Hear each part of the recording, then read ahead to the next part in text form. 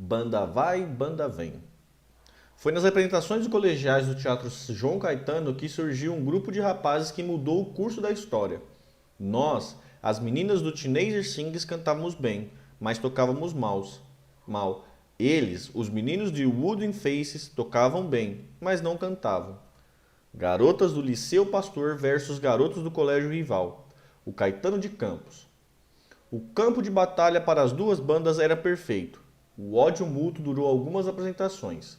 Ora, eles levavam mais aplausos, ora nós, até que houve uma aproximações dos bastidores entre os gladiadores e papo vai, papo vem, levantou-se a ideia de irmos todos para o mesmo liquidificador e o milkshake musical que resultasse dali se chamaria Wood Singers ou Teenager Faces, manias de batizar as crianças antes de nascer. A formação dos Wood contavam com o triunvirato dos Mano, Dias Batista, Cláudio na bateria, Arnaldo no baixo e Serginho na guitarra, além de Rafael e Tobé nas outras duas guitarras, formando então 9 andorinhas num só bando que não durou um verão, briga atrás de briga, fofocas e namoricos escondidos, ora saía uma e entrava outra, ora entrava outra e saía um. Até que sobraram 6 no grupo, imediatamente batizado com o sugestivo Os Seis. Na bateria entrou Luiz Arnaldo, continuou no baixo. Na bateria entrou Luiz.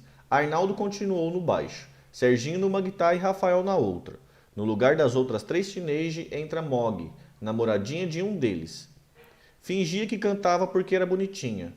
E eu lá no meio tocando a saga, mulher também sabe fazer rock. Chegando a gravar um single pela Continental, no lado A música Suicida, Rafael e Tobé, e no lado B, Apocalipse, minha e do Rafael, ambas falando de morte, a primeira de um jeito brincalhão, a segunda mais dramática. Chegamos a fazer algumas apresentações esporádicas, mas não deu para segurar os egos por muito tempo. Brigas e mais brigas, e dos 6 sobraram 3, Arnaldo, Sérgio e eu. Não escolhemos um nome para batizar o trio porque a ideia ainda era encontrar outros músicos para completar a banda.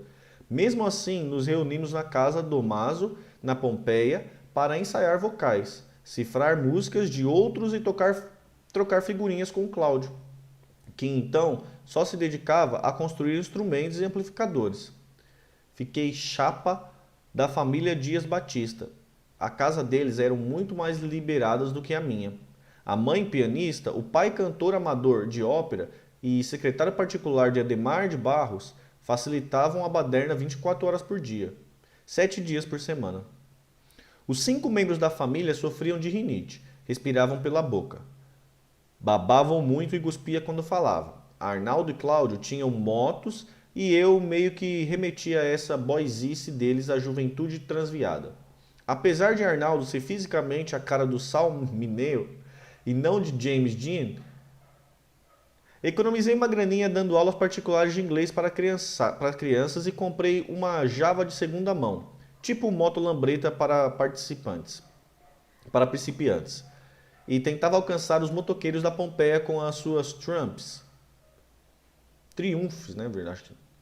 Aos poucos fui me adaptando aos usos e costumes daquela família que, apesar de não ser muito asseada, me tratava bem e cada vez mais fui conhecendo as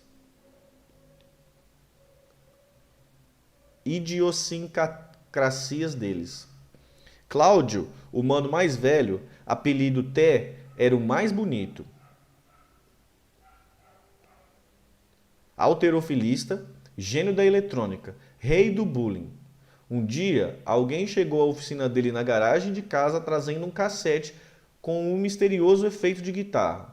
Ele se enfurnou dias e saiu de lá com uma geringonça enorme, mas que fazia exatamente o mesmo efeito do wah-wah de Jimi Hendrix. Cláudio não gostava de mim.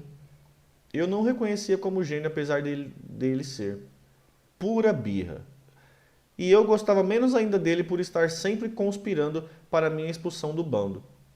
Serginho, o caçula gordinho, apelido Pipa, não completou o ginasial, nunca leu um livro na vida, raramente escovava os dentes, protótipo do caçula pentelho.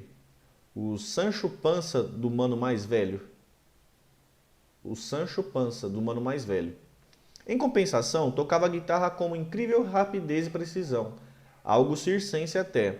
Eu diria 95% técnica e 5% alma. Serginho gozava da minha cara.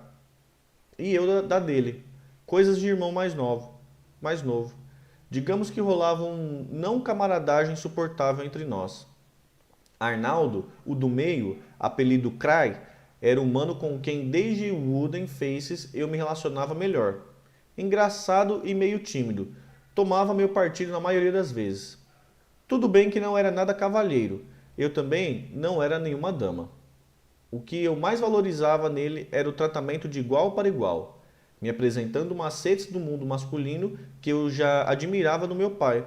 Arnaldo era o irmão que eu gostaria de ter tido, aquele que te ensina a trocar pneu, dirigir moto, empresta roupa para você se disfarçar de menino e te leva no banheiro masculino.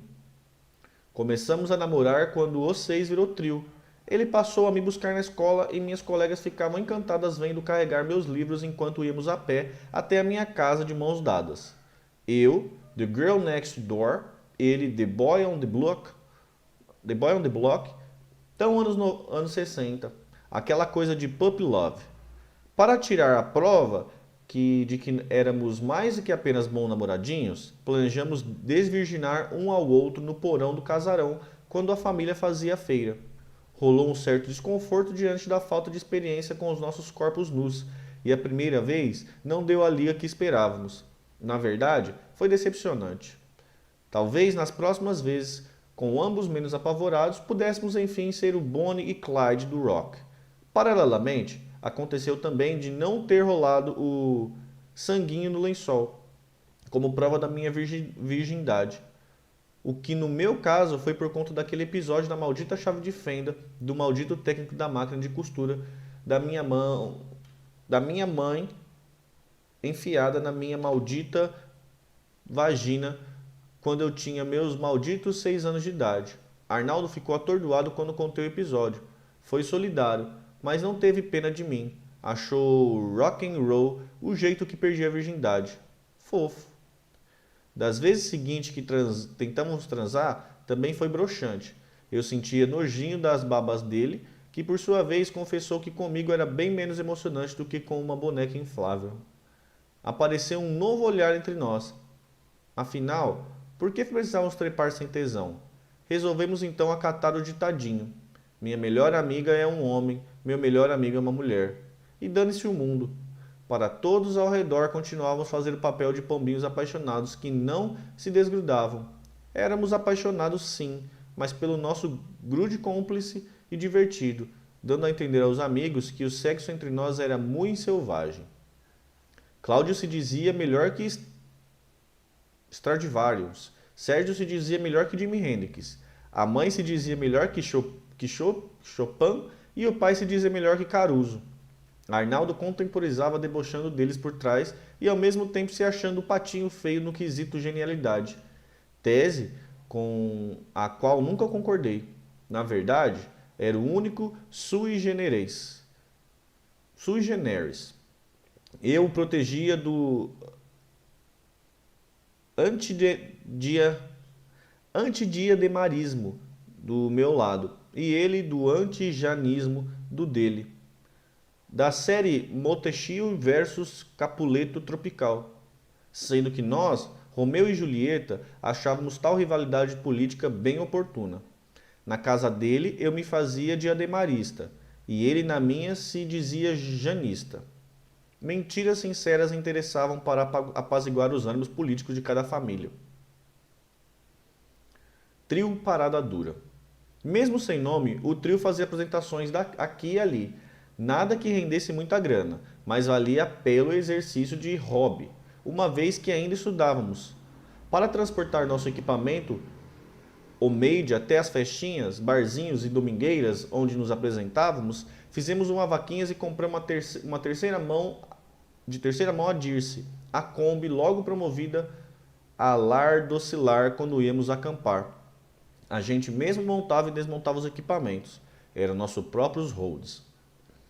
Uma farra paralela em momentos de tédio, depois de rango na casa deles, era sair na Dirce com um prato cheio das sobras do jantar, resto de arroz e feijão, ossos de frango, farofa, o que tivesse e tascar nos coitados parados nos pontos de ônibus. Estava na moda, ao lado malvado, ser mais cool do que os bonzinhos. Os crimes em si ficavam em segundo plano.